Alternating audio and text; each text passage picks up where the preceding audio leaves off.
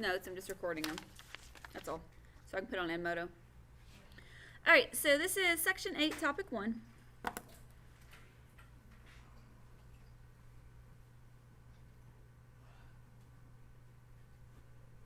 It is called Expressions with Radicals and Rational Exponents, Part 1. So that was expressions with radicals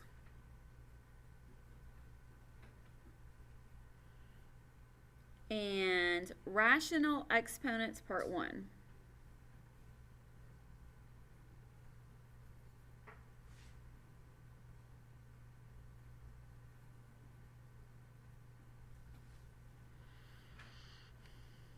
The target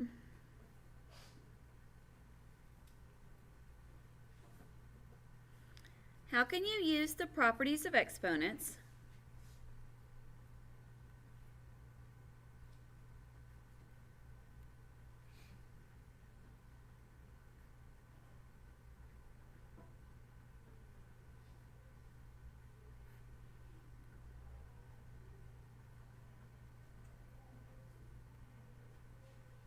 to rewrite a radical expression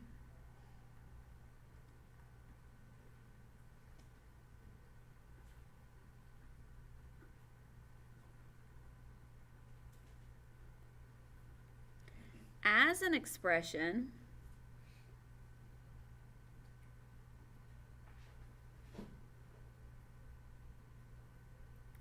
with a rational exponent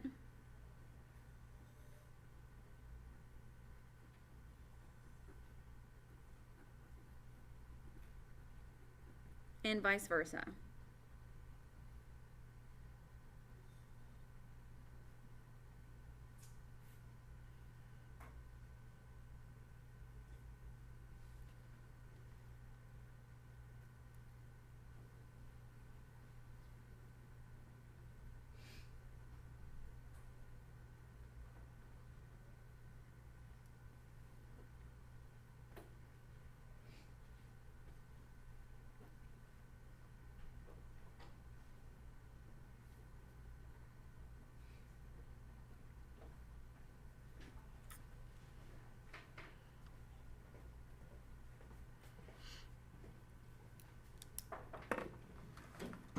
Example 1.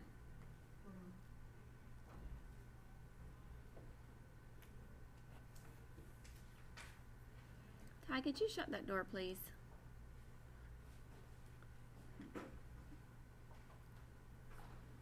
Thank you. All right, we have the cubed root of 27a cubed times the fourth root of 16b to the 8th. We're going to simplify this.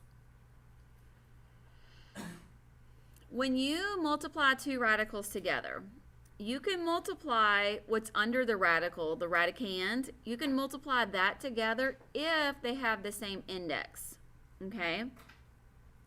If they don't have the same index, you can't do that. If you have anything outside of the radical, like if these radicals had, it's called coefficients of the radical, you can multiply coefficients together regardless. That does not matter. But to multiply your radicands together, they have to have the same index. So we couldn't start this off by saying 27a cubed times 16b to the 8th, okay? So we cannot do that. But what we could do is we could try to simplify each of these radicals separately and go from there, all right? So what is the cubed root of 27? 3. We already know that. 3 times 3 times 3 is 27. And what's the cubed root of a cubed? A. Because a cubed is a times a times a. Cubed root, we want to know what did I multiply 3 times to get a cubed. What factor did I use? All right. So am I going to have a radical left when I simplify the cubed root of 27a cubed? No, everything was perfect cubed, so there was nothing left to go under the radical. Times cubed root of 16. If you don't remember we could do a factor tree.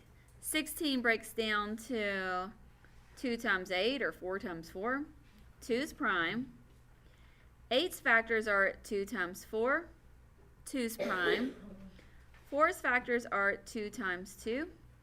And remember, you make a list of all your prime factors. So I have 2 times 2 times 2 times 2. So if I want the 4th root, I need 4 identical factors. Is 16 a perfect 4th? Yeah, because its only factors are 2 times 2 times 2 times 2. So we know that 16 is a perfect 4th. So what's its, I didn't mean to write that 4. What's its 4th root? 2. And is b to the 8th a perfect 4th? What is it? B squared. B squared. Because remember, when you're talking about exponents, this is exponents, not the base. If the exponent is divisible by the index evenly, then it's a perfect whatever it is. Cubed root, 4th root, 5th root, and all you have to do is keep the base and divide the exponents. So that means b squared times b squared times b squared times b squared is b to the 8th. And I know I'm kind of over explaining it to the class that I'm teaching right now. We did a lot more practice on radicals than some of my other classes did, so that's why I'm like over explaining it to you. Okay. This is 2b squared. I started writing a 4 by mistake. Okay, so now that I don't have any radicals, can I multiply 3a times 2b squared? Why not? There's different, But do I have to have like terms to multiply? No, you can multiply them. I can multiply them. When they were in radical form, I could not. But now that I've simplified them, I don't have index. Can't I do 6ab squared? I can multiply those coefficients together. So 3 times 2 is 6, and then a times b squared is just ab squared. That's it. Coolio. Example 2. We have the 4th root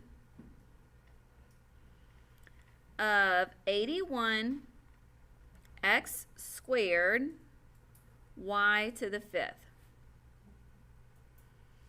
Is 81 a perfect 4th? I think so, but let me just remind you of a factor tree. So 81 factors, I'll use 9 times 9. 9's factors, 3 times 3. And I've got 2 9s, right? So is 81 a perfect 4th? Yes. What is its 4th root? 3. But I can see x squared. Is that going to have a perfect 4th? No. Is it going to have factors of a perfect 4th? No. So I know I'm going to have a radical left in my answer, right? So let me just simplify this. And y to the 5th, I can break that down.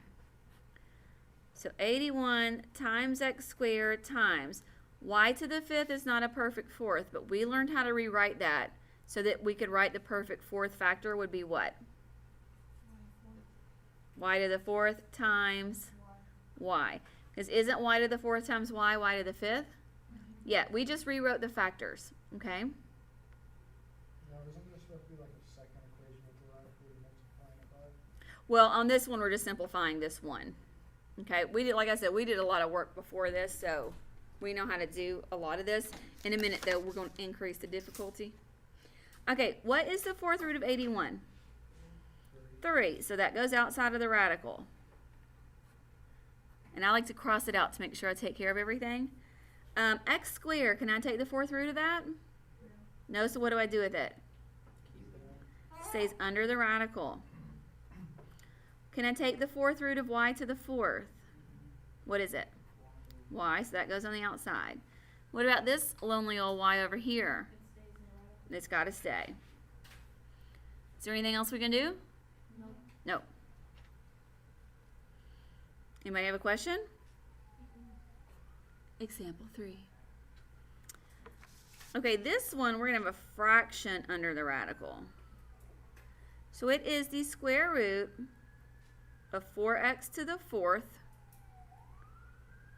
divided by, open parentheses, 256 y to the 8th, close parentheses, and we got a negative 2 exponent. just in that denominator.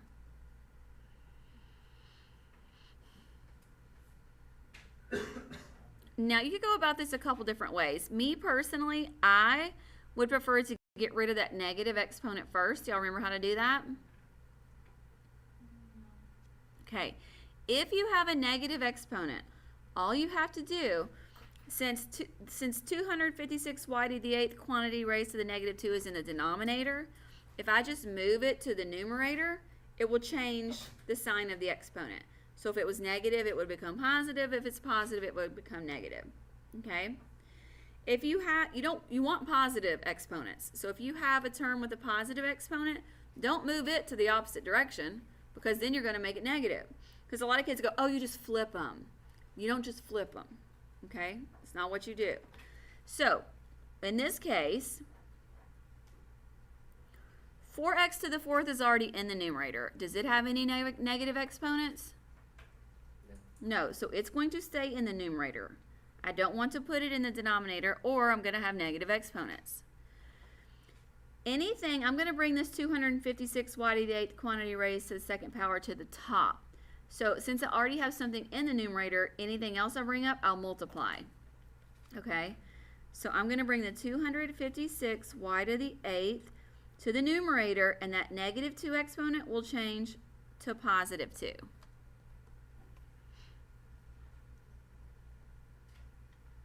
you just do 256 squared times y to the 10th? Y to the 16th, actually. So hold on, let's see what we got going on here. Hi. Thank you.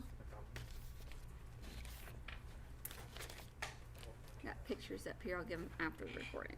All right, so for now, I'm gonna simplify this. So I have the square root of 4x to the 4th. I'm not doing anything with this right now. Y'all remember what happens when your exponent has an exponent? You keep the base and multiply the exponent. It's called a power to a power rule. So you might see a calculator handy around they can toss at me. Thank you. You might just grab the other one. Thank you so much. So if I have an exponent that has an exponent, the rule says keep the base, multiply the exponents. Okay? So what is 256's exponent before we raise it to the 2? It's already 1. It's 1, right? The 8 goes with the y. 256, if there's nothing with it, it's 1. So 256 to the 1st power raised to the 2nd power, if we keep the base and multiply the exponents, what will 256's exponent be? 2. And y to the 16th. Alright, so if you wanted to, we could just take the square root of all of these individually, okay? Or we could simplify this and multiply, we could do that as well. But isn't 4 a perfect square? What's the square root? 2. What's the square root of x to the 4th? X squared. What do you think the square root of 256 squared is? 256, right? And what's the square root of y to the 16th? Y to the 8th. 16 divided by 2. 2 is the index, right? So now we could probably clean this up a little bit. We don't have anything left under the radical because everything was a perfect square. You see what I'm saying? Okay. Now we have 2 coefficients in here. We don't need 2 coefficients. What are we going to do with those? Multiply them together. So 2 times 256 is 512. X squared times y to the 8th is just x squared y to the 8th.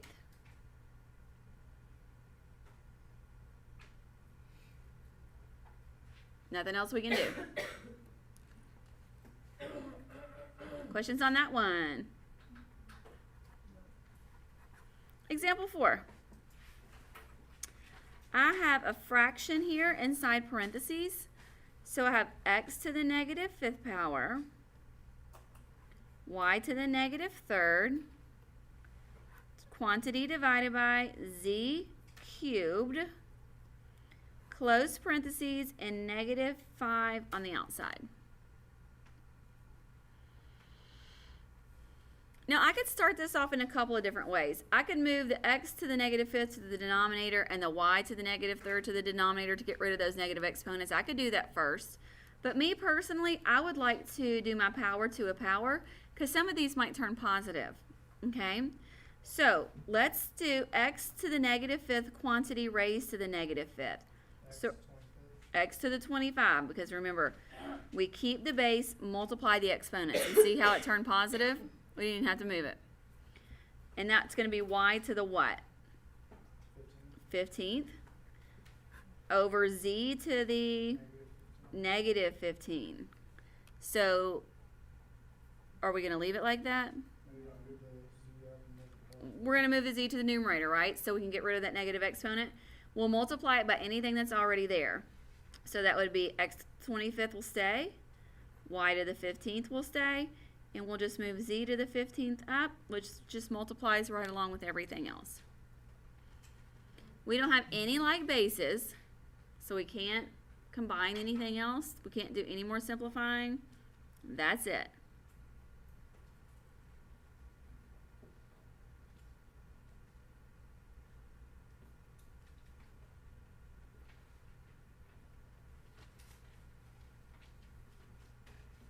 Anybody have a question? All right. So example 5, I'm going to have to start a new page, out of room, and I only have 3 more problems.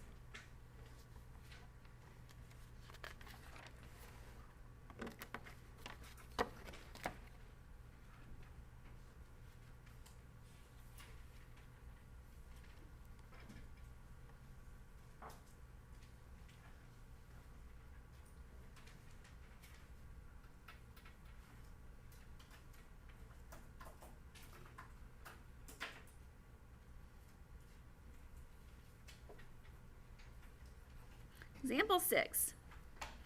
We have the 5th root of -32 x to the 10th y to the 5th.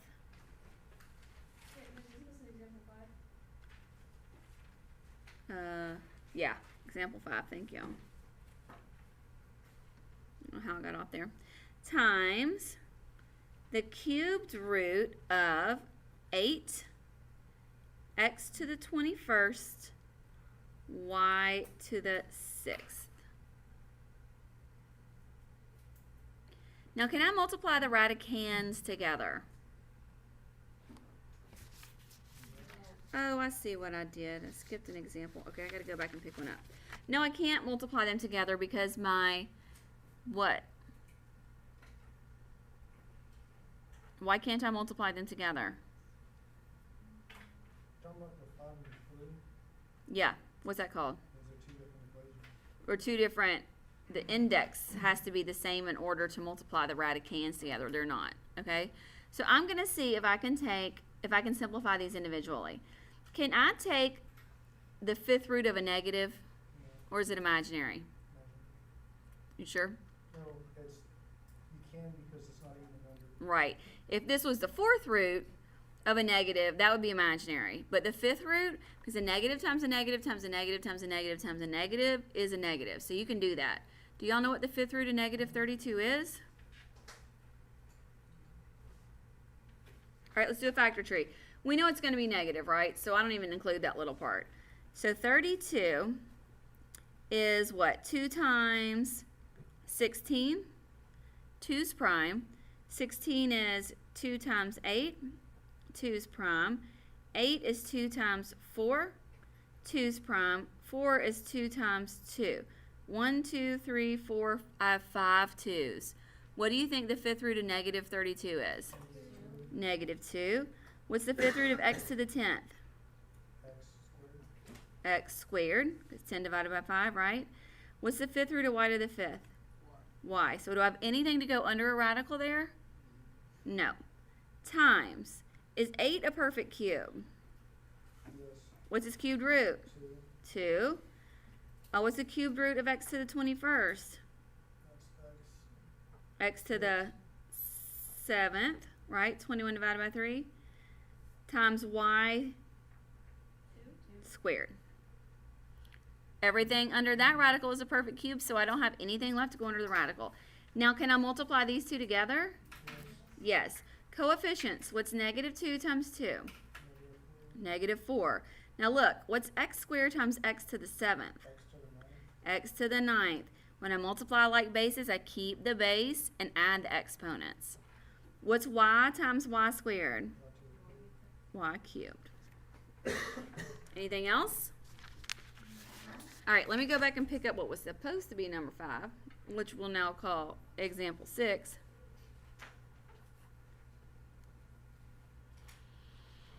We have 4y raised to the 3x minus 3 divided by 2y raised to the 2x plus 4. Do y'all remember the rule when you're dividing and you have like bases with exponents? When you're dividing, okay, and you have like bases, so like x to the m divided by x to the n. So you have like bases. Right, you keep the base and subtract the exponents. It's always the exponent of the numerator minus the exponent of the denominator. You can't not do it backwards, okay? All right, so we have 4 over 2. Those are just regular coefficients. Can I divide 4 halves? What do I get? 2. Is that the numerator or the denominator? Numerator. Okay. Y's, I have the same base. So I'm going to keep the base, subtract the exponents. So the exponent of the numerator is 3x minus 3. Minus the exponent of the denominator. Since there's 2 terms, it is imperative that I use parentheses because I'm not just subtracting the first term, I'm subtracting all of the terms. So would that change from like to like 2x minus 4? Right, well, it'll be negative 2x minus 4. Okay, so I'll have 3x minus 3, then distribute that negative, minus 2x minus 4. So now what do you think I do? Combine like terms. So 2y, so raised to the 3x minus 2x is x, negative 3 minus 4 is minus 7. Think there's anything else I can do? Nope. Wait, with the 4y, you just divided it by the 2y. Yeah, just think about it like reducing. What divides into 2 and into 4 evenly? 2. So 2 goes into 4 2 times, 2 goes into 2 once. So 2 over 1 is the same thing as 2. So that's why the 2's in the numerator. Okay? 2/4 would reduce to 1/2. The 2 would be in the denominator. All right, example 7. I have 6 raised to the negative 1, a squared, b to the negative 3rd power, quantity divided by 3 raised to the negative 2, a raised to the negative 5, and b squared. Now be careful because a lot of people go, oh, 6 raised to the negative 1, that's negative 6. You just multiply them together. That's not true. Do not do that. You're not going to get the right answer. So what I would do first is any negatives that I would see, I would move them to the opposite location. That's where I would start. And I like to circle stuff or mark it off as I go to make sure everything's taken care of. If it doesn't have a negative exponent, you leave it where it is. So 6, stay or go? So I want to move it to the bottom. Its exponent becomes positive, and do I need to write an exponent of 1? No. All right, so 6 is done. What am I going to do with 3 to the negative 2? Stay or go? Stay. It's got to go, right? It has a negative exponent. That was the wrong one. So since it's in the denominator, I'm going to move it to the numerator. A squared is in the numerator and it's positive exponent. What do I do? It's going to stay. What about a to the negative 5? It's got to go, so it's in the denominator, so I'm going to move it to the numerator. B squared is in the denominator. It's going to stay. B to the negative 3rd is in the numerator. It's going to move down to the denominator. Now, doesn't it look like there's some things we can clean up here? Okay. So 3 squared, I can change that to 9. What's a squared times a to the 5th? A to the 7th. The denominator, I have a 6. And b squared times b cubed is b to the 5th. Is there anything else I can do? You can multiply this, I can what? multiply it, What do you mean? like move 6, b 5 up there, and multiply by 9, 8, 7. Can you do that? I'm not sure what you're saying. Like, multiply 6b with the exponent 5 times 9a to the 7. Why would we multiply it? So get rid of the fraction. Oh, but that's okay. No, because we're not trying to solve anything, so we don't need to clear the fraction. I see what you're saying. We don't need to clear the fraction because we're not solving, we're just simplifying. Okay? But is there anything else I can do? Because I think that's, I can reduce 9, 6, right? What goes into 9 into 6? 3 goes into 9 3 times, 3 goes into 6 2 times. So my final answer should be 3a to the 7th divided by 2b to the 5th.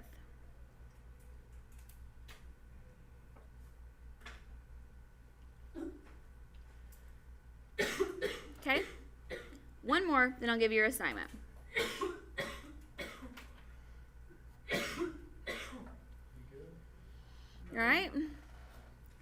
Okay, so I have a raised to the 3b plus 2 times a raised to the 2b divided by a raised to the negative 2b minus 5. So I could bring that a in the denominator to the top and change it to 2b plus 5 as the exponent. I could do that. I think what I'm going to do, though, is I can also multiply my numerators together. And then, let me just do that first, okay? So when I multiply like bases, I keep the base and do what to the exponents? Subtracting. That's when you divide. Add. Add.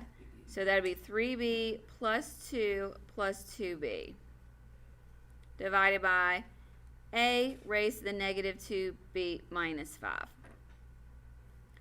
So let me simplify that exponent in the numerator. That's a raised to the what? 3b plus 2b is 5b plus 2. Quantity divided by a raised to the negative 2b minus 5. So again, I could bring those to the top and change the signs of the exponents. Or I'm dividing like bases. Can I keep the base and subtract the exponents?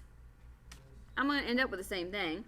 So if I keep the base, subtract the exponent of the numerator, we'll take the numerator first, minus the denominator. And since there's two terms, I need to put parentheses. Won't that end up changing both of those to positive?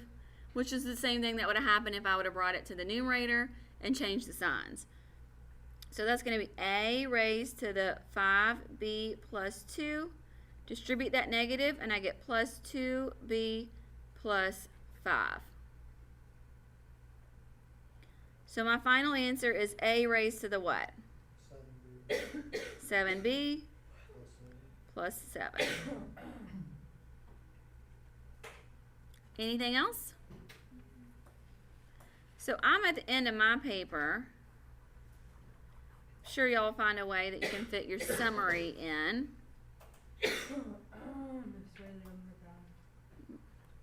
It sounds like it. You need to go to the doctor, child. All right, everybody cool with that? Before I give you your assignment? Okay, I am going to post this on Edmodo, so if you need to rewatch it for fun or for knowledge, it will be posted on Edmodo before I leave today. Okay?